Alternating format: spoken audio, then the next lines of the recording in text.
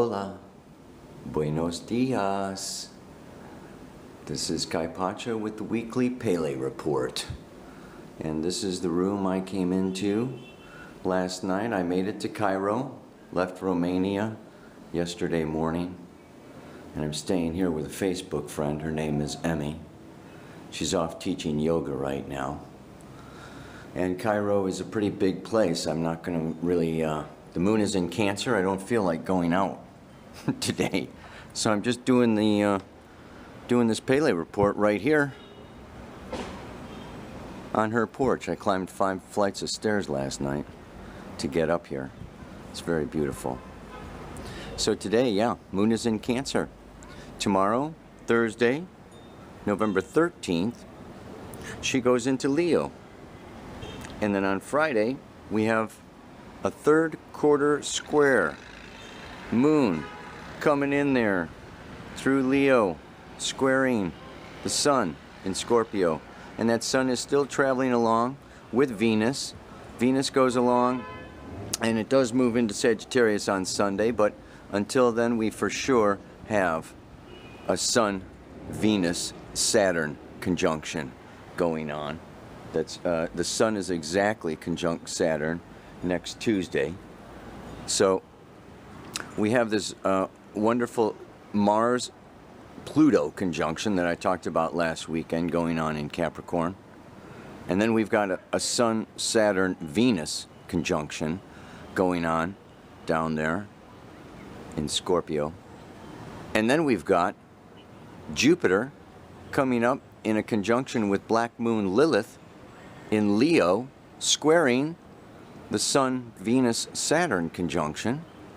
And whoosh, the moon comes around. So we're going to have a Moon, Jupiter, Lilith conjunction going on here on Friday. Very powerful, very powerful. On Saturday, Neptune goes direct. And I'm just going to sit, I think that's enough astrology. Jeez Louise. I got people watching this report here that don't listen so much to the astrology anyway, so I'm just going to have a seat right there at that table and talk a little bit more about what that means. Okay. Okay, a train just passed. I'm going to get in as much as I can before the next train comes. Wake up a little bit. It's really amazing. You know, I just finished doing my yoga and meditation, and I'm out there. All this traveling around, and but it's something, because I tell people all the time after doing Kundalini yoga, they feel spaced out, and yes, you may feel spaced out, but you can still function, you can still drive, you can still talk, you can still reason, you can still live at a higher vibration. Kundalini yoga raises your vibration. And if you're not used to it, it feels spaced out because you're not so dense and earthly and third dimensional. You're reaching into your higher self. And it's not like you can't function or you're incapacitated. No siree. The more you do it, the more you can get into the place of, wow, I can actually live at this higher vibrational level. I don't need to be dense, heavy, concerned, serious, worried, and all that other stuff that goes on all the time. That we come to get so used to and so familiar with that we feel like that's ourself or that's what life is. But this is not necessarily the case. Oh God. So what's going on? This is like this is a really trippy time, because I know a lot of people are having a very hard time right now, and of course this is indicated astrologically by Jupiter square Saturn. And we have to look at this Jupiter square Saturn because, you know, they both have to do with daily reality. I've spoken before in my classes about how Uranus and Neptune rule the celestial world. Chiron and Pluto rule the underworld. In both the celestial and the underworld, there's no time and no space and no ego. It's the middle world. The one is dreams and the other is deep feelings, okay? But we live, when we wake up in the morning, we are in the Jupiter-Saturn world. Okay? So this Saturn is business, responsibility, duty, vocation, job, career, reputation, get your act together. It's the authority, it's the military, the government, the Pope, whoever you look up to, the boss. And Jupiter is the guru, the teacher that wants to expand, travel, open to new places, new ideas, new theories, new teachings, and grasp greater meaning to existence and find a place of abundance, prosperity, and expansion. So these two are always doing their little dance. Jupiter's expansion, Saturn's contraction. Jupiter's the future, Saturn's the past. And we're always like dealing with these guys. So we can go back, we can look at, this is a third quarter square, and like I say, this is Jupiter is also conjunct Lilith. And I don't know how much time I have to talk about that. But the moon is coming around, and this you'll see it in the chart. I'm going to put the chart at the end this time, so you can just freeze the video at that chart and look at that chart a little bit. Moon, Jupiter, Lilith conjunct down there in Leo, squaring Sun, Saturn, Venus up here in Scorpio, just before she goes into Sag. Yeah, Mars and Pluto still up there in Capricorn, and Mars squares Uranus right now also. So this is, what is this indicative of? We go back and we say, well, you know what? Let's go back to the beginning. Let's go back to the seed that was sown in the year 2000. Yeah? When we had a Jupiter-Saturn conjunction. This was the beginning of a new 20-year Jupiter-Saturn cycle. And it was a time when a new belief, a new point, a new meaning, a new purpose was seeded, provided you were born at that time. Yeah? 14 years ago. Really something. And then Jupiter came around and squared Saturn in 2006. Jupiter was in Scorpio, Saturn was in Leo at that time. Then we came into the opposition, right at 0 degrees of Aries Libra, where Jupiter was in Pisces Aries and Saturn had moved up to Libra. And that was in 2010. And now we're coming to the third quarter square. Okay, that's going on now, and it's really exact next August. So we still will have this 9-month, next July, August, we have this 9-month period here of Jupiter square Saturn. They're going to separate, but they're going to come back together again. And right now they're kind of at their peak before Jupiter goes retrograde. So what this is it is our ability to adapt, and not only to adapt, but now Jupiter in Leo wants to create, play, recreate, recreation, self-expression, do something original, fun, have a good time, party. Yeah? And Black Moon Lilith, that deep kernel, that powerful kundalini within us right now really wants to come out and be the lion and the lioness and take play seriously. It's important to relax, to express, and to do something amazing with our lives, with ourselves, and leave a legacy. Experience our own special, unique gift, and then in Virgo, contribute, give that. Yeah? The moon goes into Virgo, yeah, this weekend. So we have this square sun moon. It's not just sun moon, it's also Jupiter Saturn. It's all going on at the same time, Jupiter Venus. But let's look then at that Saturn. Yeah? And I've been talking about this Saturn in Scorpio since October of 2012, moving through there. It's still there. It's, it's moving out briefly next month in December. But it's serious, sober, and Saturn is like the taskmaster, the lord of karma, that says, And moving through Scorpio, Saturn is very powerful. Scorpio is power. It's other people's money, other people's values, the death force that's bigger than us, greater than us, uncontrollable, and is saying, get your shit together. Do something powerful. Grow up, mature, take your power and take your authority and have integrity and honor your commitments. Yeah? So we're all kind of being called to task right now by the banks, by our partners, by our governments, by life in general. Yeah?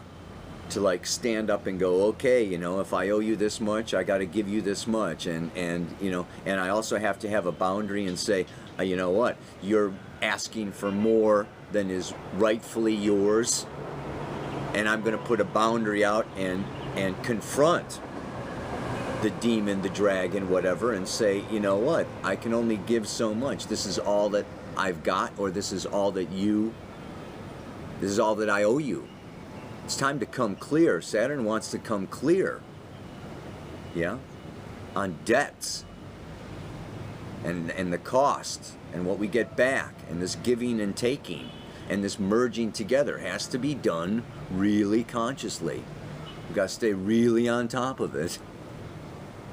And this brings me back not only to the year 2000, but I just want to consider that we are infinite spiritual beings of a 12-dimensional minimum infinite self that squeezes ourself down into a physical body for a third-dimensional earthly experience at the time of birth.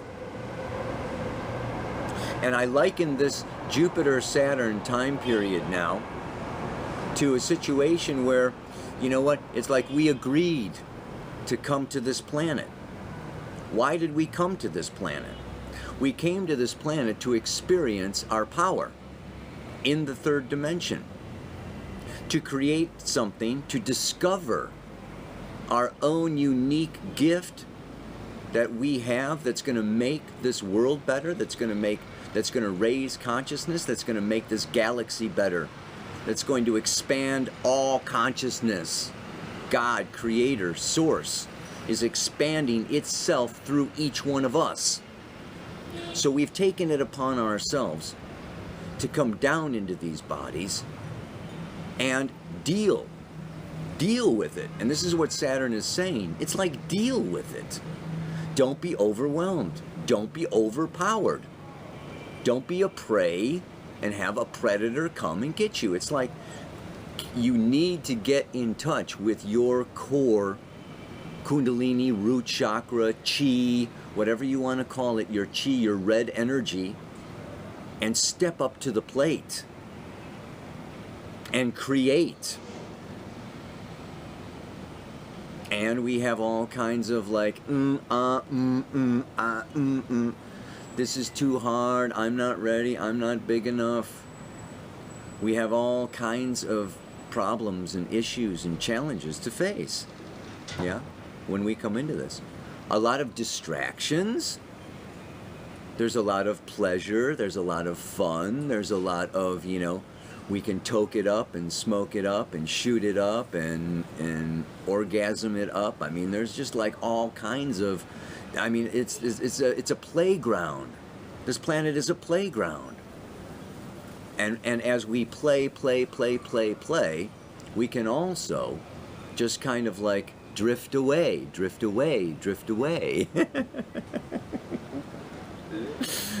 It's too much fun. And then Saturn comes along and goes wacko.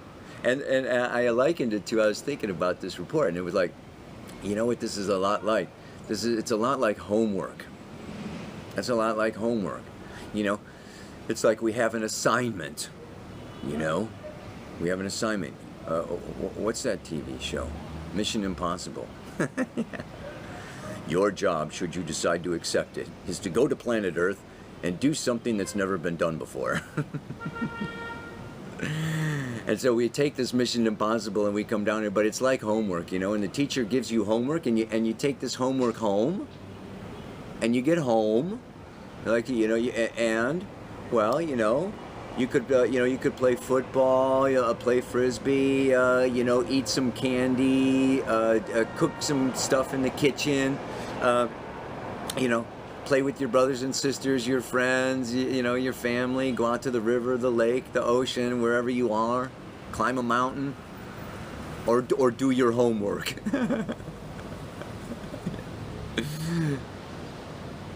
Which is also, you know, giving back. Giving back. And we can sometimes feel like we don't have what it takes, or we don't know how to do the homework. We weren't listening. So it's like, it's time to remember the assignment, remember our connection to Source, remember our infinite selves, so that we don't get overwhelmed, overcome by depression or feeling small or inadequate or afraid, and then seeking, I'll do it later, you know, I'm not ready yet, and I get distracted, and then we can really get lost until Jupiter comes around to square Saturn. Then it's like, I mean, this is almost like a time, it's the third quarter square. The seed was when we got the homework in 2000. 2006 was like, all right, pull out your homework and start doing it, you know. And then, you know, 2010, that opposition was more like, I'm kind of getting it, but it's sure taking a long time. And now it's like, you know, the teacher's saying, all right, the homework's due. Homework's due now, folks. These 9 months coming up here, you know. And particularly now, you know, like I say, it's intense. What have you got to show for yourself? What have you been doing these last 14, 15 years?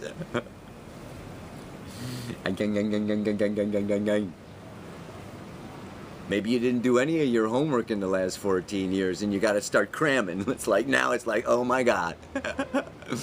I was having too much fun at the river. Time to make up, time to catch up, time to, you know, like, get it down. Oh my God. It's like, Mars coming around to Uranus, freaking us out.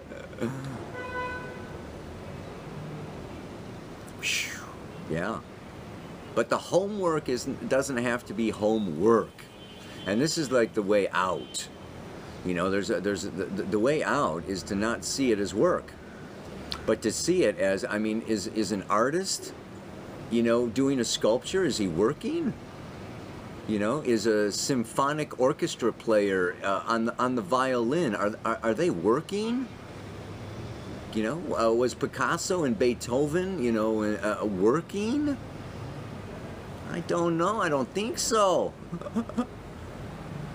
When you love, and when you find, and when you do what it is that you love, it's not work anymore. It's creativity. So our homework is creativity. Our homework is to actually move through this maze of distractions and external authorities telling us that we are this, or they want that, or they want us to do this, that, or the other thing, and we gotta like part the Red Sea. I'm over here in Egypt. Part the Red Sea like Moses, man, and just say, you know what, we're out of here. See you later, Pharaoh. You know, I mean, this is a time also of really coming into our powerful truth. Jupiter conjunct Black Moon Lilith. I teach as Black Moon Lilith is our deepest truth. She is our deepest truth. And Gaia in the feminine, you know, is really helping us now at this time to deal with all the pressure of that outside world and not be overcome or fear the other any longer. And so it's a demanding time. There's a high expectations, there's lots of pressure, and It's time for each one of us to just like step up and go, I can do it. I can do this. And it's like the more you hang back, the more you hold back, the bigger it becomes, the harder it is. For me, the fuller my inbox gets. It's just like, you know what? You got it's time to be on it. It's time to be on it. And trust, believe, know, and dig down deep within yourself for your deepest resources. Venus is still in the underworld. She's rising out of it now. She's moving away from the sun. And these last couple of weeks have been about digging down to find your treasure, find your power, find your truth. Jupiter in Leo, my truth, and come out. And it's going to be exciting to see what kind of a new paradigm we create with all of the original creative self-expression and the powerful, beautiful beings. I'm just, I feel very blessed to be going all over the place. I just finished workshop after workshop after workshop with amazing, beautiful, wonderful, outrageous people. And this planet and we are so amazing. Each one of us is so powerful. The love, the connection, support. We that's the other thing. I mean, Saturn in Scorpio is also getting support. And North Node in Libra is getting support from those that we love and counting on each other. So let's count on each other and really bring in the new paradigm together. So the mantra for today is, I just don't know.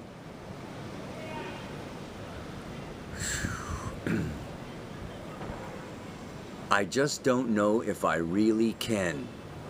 Give as much as life demands. But if I let go and give it my all, I come to find I'm a bottomless well. How about that one? It's a good one to repeat through these times of going down and digging. And it's not just give. I was also thinking about this. For some of us, what we need to learn right now is how to receive and how to take and how to confront and hold out our hand and say, I expect this back from you or you or you or you. So it's not just giving, but it's also opening ourselves to receiving. So I just don't know if I can receive all that life has to give. Think about that. Because I feel too small or undeserving or guilty or whatever.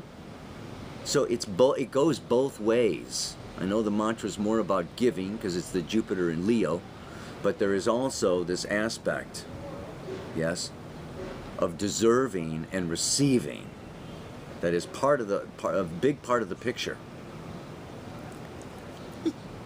So, one more time if I can remember it. I just don't know if I really can. Give as much as life demands. But if I let go and give it my all,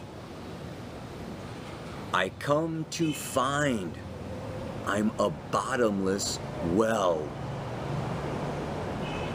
That's letting go of being small, of being afraid, of being separate, of being lonely, of all, just letting go of all the past childhood programming and just let go of all that stuff and jump in. Jupiter in Leo wants to jump in. Go for it. Namaste. Aloha. So much love.